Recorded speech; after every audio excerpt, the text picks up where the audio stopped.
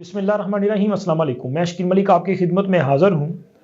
9 मई का सानिया हादसा अचानक नहीं हुआ, बल्कि ये एक प्री प्लान था। वो एक सोचा समझा मंसूबा था जिस पर उस रोज़ अमल दरामद किया गया, और आज भी इसकी जो सोच है या इसकी जो प्लानिंग है वो बरकरार है। और लग ये रहा है ये प्लानिंग 8 फरवरी 2024 को एक बार फिर अमली तौर पे नजर आ सकती है। मैं किस बुनियाद पे ये बात कर रहा हूं, बड़ी खौफनाक बात है सर, और मुझे इसका अदराक है। मैं इस वीलॉग में हकाइक आपके सामने रखूंगा, कड़ियां आपने खुद मिलानी है, और तमाम जो सूरत हाल है वो एक स्केच से हम मुकम्मल तौर पे तस्वीर की शक्ल में आपके सामने जो है वो लेके आएंगे। और इसके अलावा ये 9 मई वाले और फौजी अदालतों का जो मामला है, ये आखिर क्यों इतना लेंथी होता जा रहा है, क्यों आप किसी नतीजे की तरफ नहीं बढ़ रहे, क्योंकि कन्फ्यूजन बढ़ता जा रहा है। तो ये सारी चीज़ें जो है, इनको समझने से पहले हमें ये देखना पड़ेगा कि आखिर ये सब कुछ का आगाज़ कहाँ से हुआ, कैसे हुआ, और क्या कुछ ताकतवरों की इमा पर यहाँ तक हालात पहुँचे, या कि इमरान खान खुद इतना पावरफुल है कि जनाब वो किसी की पकड़ में नहीं आता। तो सर, इमरान खान इतना पावरफुल नहीं है कि वो किसी की पकड़ में नहीं आएगा। इमरान खान रोज़ाना की बुनियाद पर अडयाला जेल में जजों पर जो है वो हमला करने की कोशिश करता है। इमरान रोज़ाना की बुनियाद पे वकला को, सरकारी प्रोसिक्यूटर्स हैं उनको धमकियां देते हैं। इमरान खान इलेक्शन कमीशन के मेंबरान को धमकियां देता है। इमरान खान JIT के लोगों को जो है वो धमकियां देते हैं। इमरान खान लोगों को जो है वो मुख्तलिफ किस्म की जो है वो धमकियां देते हैं। लेकिन लोग ये सवाल करते हैं कि क्या ये इतना पावरफुल है? नहीं सर, ये इतना पावरफुल नहीं है, लेकिन दूसरी तरफ से दरगुजर से काम लिया जा रहा है, क्योंकि इमरान खान जो है वो इस हद तक खुद परस्ती में मुब्तला है, और इमरान खान को जो आइडियल समझते हैं उनके लिए इमरान खान कोई इस तरह की नाउज़बिल्ला हस्ती बन चुका है कि अगर इसके खिलाफ कोई कार्रवाई की गई तो पता नहीं क्या हो जाएगा। और इस वक्त आप खसूसी अदालत के जज को देख लें, इलेक्शन कमीशन के मेंबरान को देख लें, किसी को भी देख लें, जिसको भी धमकियां दी जा रही हैं, वो बड़े ज़बत और तहम्मुल का मुजाहरा करता है, बड़े बर्दाश्त का मुजाहरा करता है। वो इतना ज़्यादा टॉलरेट कर रहा है इन सारी चीज़ों को। उसकी वजह यह है कि वो नहीं चाहते कि इमरान खान जितने ज़्यादा अपने किए हुए कामों की वजह से मुकदमात में धंसे हुए हैं, तो वो कोई ऐसा रद्द अमल दें कि जिसके बाद ये तासुर लिया जाएगा कि ये भी इमरान खान के खिलाफ जो है वो जानबूझ के कर रहे हैं। तो इसलिए वो बर्दाश्त कर रहे हैं, क्योंकि इमरान खान ये चाहते हैं कि ये अदारों को कमज़ोर करें। इमरान खान ने 2014 में जो धरने दिए थे ना सर, वो धरने अब तो एक ओपन सीक्रेट पता है सबको कि उनमें किसका क्या किरदार था। एक वक्त था कि जब जनरल पाशा साहब जो हैं उनका बड़ा किरदार था, फिर ज़हीरुल इस्लाम साहब का किरदार था, सबको पता है कि वो सारी चीज़ें।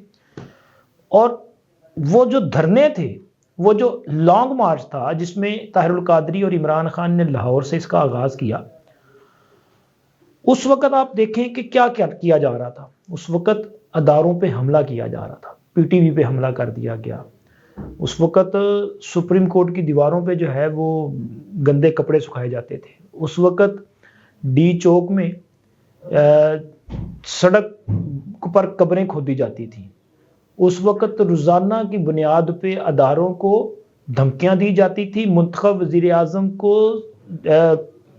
वो कहते हैं चुराहे में हम यहाँ ला के D चौक में लटकाएंगे।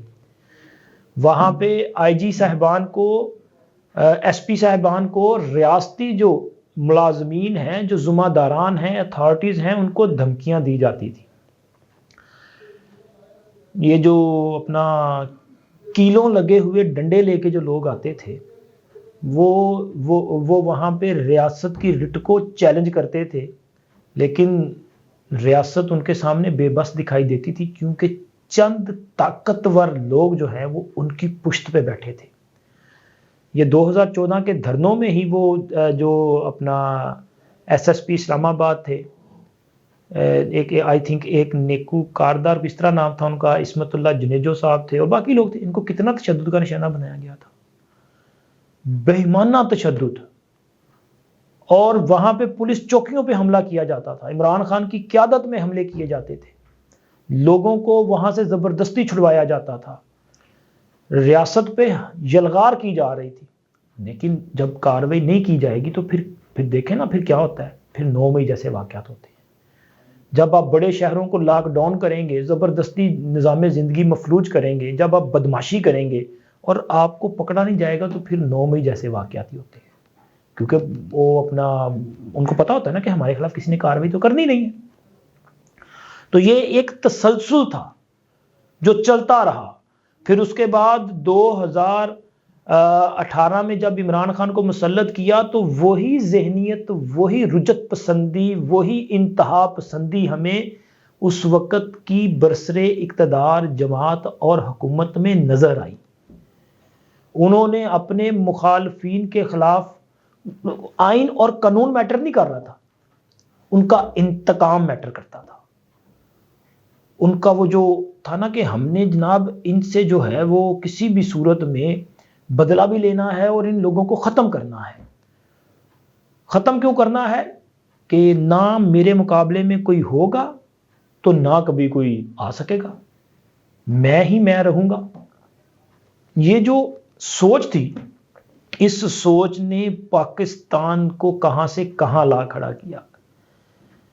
یہ جو وعدہ کرتے تھے کہ ہم ریاست مدینہ بنائیں گے، انہوں نے لوگوں کے بنیادی حقوق کو سلب کر دیا، ان کا قتل کیا گیا حقوق کا۔ لوگوں کو وعدہ کیا 50 لاکھ گھر بنا کے دینے کا اور لوگوں کو بے گھر کر دیا گیا، ان کے سروں سے چھتیں چھین لی گئی۔ وعدہ کیا تھا 1 کروڑ نوکریوں کا، کتنے بے روزگار ہوئے، کتنے لاکھوں بے روزگار ہوئے۔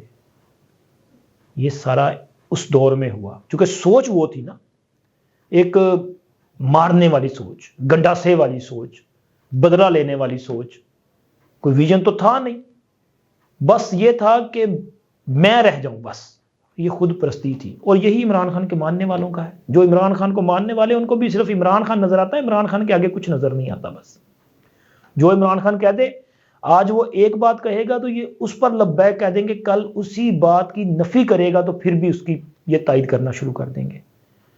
یہ سوچ جو ہے وہ پائی جاتی ہے۔ اور 9 مئی کو بھی جو ہوا، اس سے پہلے نظر آ رہا تھا کہ عمران خان زمان پارک میں بیٹھ کے باقاعدہ طور پہ سازشیں تیار کر رہا تھا۔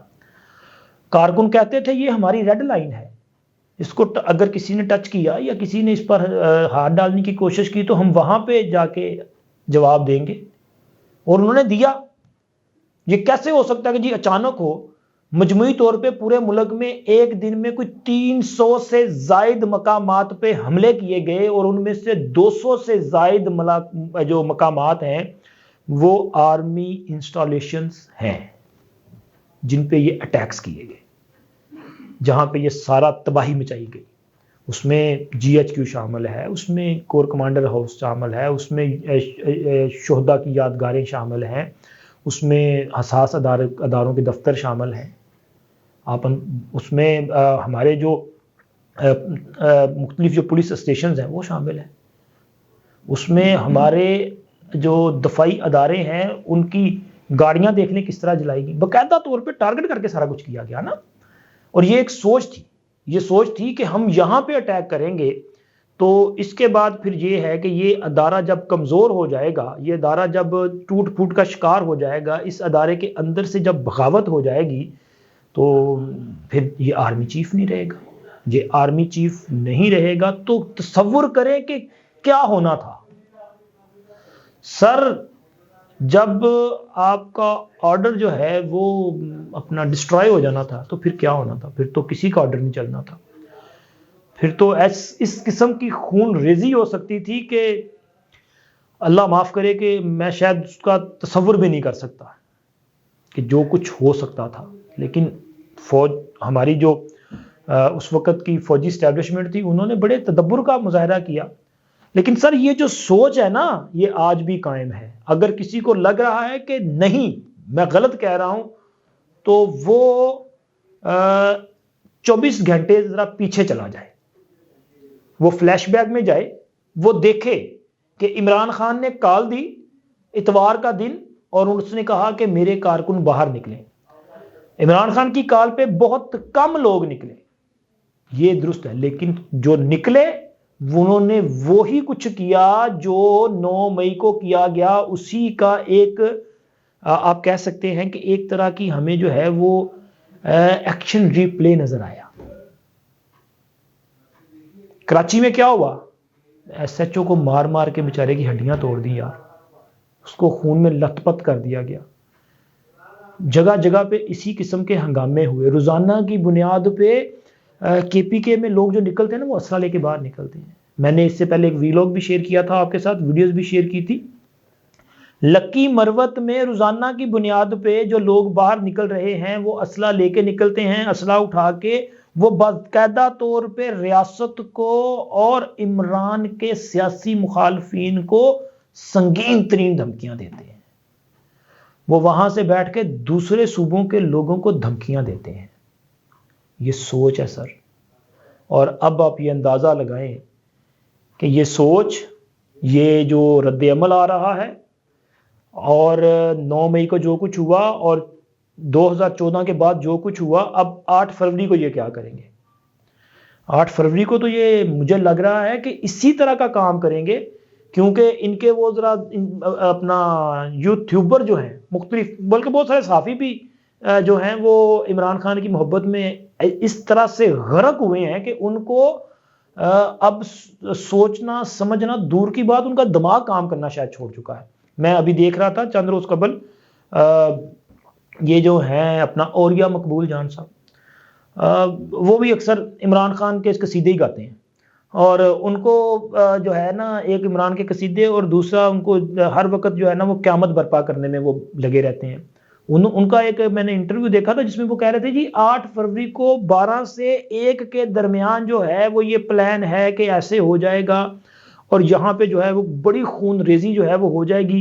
اور وہ عادل راجہ جو باتیں کر رہا ہے وہ بھی تو کہہ رہا ہے نا کہ جی 5 کروڑ لوگ جو ہیں وہ سڑکوں پہ ہوں گے, اور یہاں پہ کیا منظر ہوگا. سر یہ 8 فروری کو 9 مئی پلس جو ہے واقعی ہی یہ سوچ رہے ہیں, یہ ملک کو تہو بالا کرنے کا سوچ رہے ہیں, کیونکہ یہ محب وطن نہیں ہے. ان کو پاکستان سے, ان کو پاکستان کی قومی سلامتی کے اداروں سے, ریاست کے اداروں سے کوئی سروکار نہیں ہے. ان کو صرف اپنے پروجیکٹ عمران سے سروکار ہے, کیونکہ یہ پروجیکٹ عمران جو ہے اس کی میں اس کو پروجیکٹ اس لیے کہہ رہا ہوں, میں خود نہیں کہہ رہا, بلکہ یہ الفاظ ہیں مولانا اسرار صاحب کے, جنہوں نے کئی سال پہلے بتایا, جناب حکیم سعید صاحب کے, جنہوں نے بتایا کہ یہ جو سامراجی قوتیں ہیں انہوں نے پاکستان پر قبضہ کرنے کے لیے, پاکستان کے نظام کو مفلوج کرنے کے لیے جس ہیرے کا چناؤ کیا ہے وہ کرکٹ کا ایک کھلاڑی ہے جس کا نام ہے عمران خان. انہوں نے اس وقت بتایا تھا, اور آج آپ اندازہ لگائیں کہ عمران خان کے لیے آپریشن گولڈ سمتھ چل رہا ہے. پیسہ نہ ہونا, کوئی پیسہ لا رہے ہیں. یہ جو باہر والے ہیں ان پہ اوورسیز میں جو یوٹیوبر وغیرہ ہیں ان پر پیسہ لگ رہا ہے, پاکستان میں پیسہ لگایا جا رہا ہے, امریکہ میں مختلف لابنگ فرمز کی خدمات حاصل کی جا رہی ہیں. تو یہ ایسے ہی نہیں ہے سر, یہ آج تک جاری ہے, اور اس کو کاؤنٹر کرنے کے لیے ضروری ہے کہ ہمارے جو محب وطن عوام ہیں وہ بھی اپنا کردار ادا کریں, اور ذمہ دار جو ریاستی ادارے ہیں وہ تو پھر ان پر تو فرض ہے نا کہ انہوں نے تو اپنا کردار ادا کرنا ہے. اور اسی طرح یہ 9 مئی والے جو ہیں اگر ان کے کیسز جو ہیں فوجی عدالتوں میں چل رہے ہیں, جس طرح کہ ڈی جی ISI صاحب نے گزشتہ دنوں جب لاہور میں طلباء کے ساتھ ایک ان کا جو ہے وہ انٹریکشن ہوا تو اس میں سوال کے جواب میں انہوں نے کہا تھا کہ جی جب فوجی تنصیبات پر اٹیکس کیے جائیں گے تو پھر فوجی عدالتیں ہی کیس سنیں گی نا. تو فوجی عدالتیں کام کر رہی ہیں. خبر میرے پاس جو یہ ہے کہ فوجی عدالتوں نے شاید اپنا کام جو ہے کمپلیٹ کر لیا ہے. جو ان کو 102 یا 103 لوگ دیے گئے تھے نا وہ اپنا کام کر چکے ہیں. لیکن مجبوری یہ ہے کہ سپریم کورٹ نے فوجی عدالتوں کو کام کرنے کی اجازت دی تھی, فیصلے جاری کرنے سے روک دیا تھا. اور فوجی عدالتوں کے اس قیام اور فوجی عدالتوں میں سویلینز کے ٹرائل کے متعلق سپریم کورٹ کا بینچ جو سماعت کر رہا تھا وہ بینچ بھی آپ نے دیکھا نہیں کل ٹوٹ گیا. اس بینچ میں سردار طارق مسعود صاحب ظاہر درخواست گزار جواد خواجہ صاحب بار بار اعتراض کر رہے تھے تو وہ بینچ سے الگ ہو چکے ہیں. اب یہ معاملہ دوبارہ چلا گیا ہے چیف جسٹس قاضی فائز عیسیٰ صاحب کے پاس. کمیٹی میں معاملہ جائے گا, کمیٹی اس کا جائزہ لے گی اور پھر ایک نیا بینچ تشکیل دیا جائے گا جو اس پر فیصلہ کرے گا. لیکن فوجی عدالتوں نے جو فیصلے کیے ہیں وہ صرف اس فیصلے کا انتظار کر رہے ہیں. یہ فیصلہ ہوگا تو پھر اس کے بعد فیصلے اناؤنس کیے جائیں گے. میں بہت زیادہ ڈیٹیل آپ کے ساتھ شیئر نہیں کر سکتا, لیکن صرف یہ بتا سکتا ہوں کہ جو لوگ فوجی عدالتوں میں جن کے سماعت کے لیے مقدمات گئے تھے ان میں جناب آپ کہہ سکتے ہیں کہ 80 سے 85% لوگ جو ہیں وہ ذمہ دار قرار دیے گئے ہیں.